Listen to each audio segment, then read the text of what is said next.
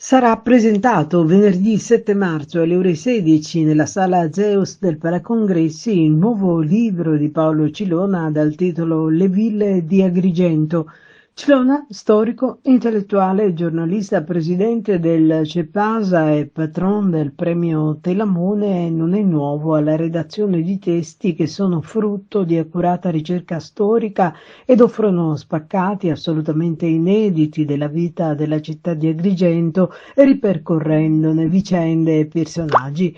E questo sulle ville di Agrigento si annuncia certamente come un documento dal valore storico e scientifico, ma che ha anche il sapore di una forte denuncia sociale contro la politica, rea di avere favorito quello che fu da più parti definito il sacco edilizio di Agrigento e non solo. L'autore racconta la storia della Villa Garibaldi, del Parco della Dolorata, delle ville Cavetta, Maggiotto, Bonfiglio, di quelle lasciate in abbandono come Pertini, Belvedere, Arancio, Iannuzzo e naturalmente lo scempio della Villa del Sole.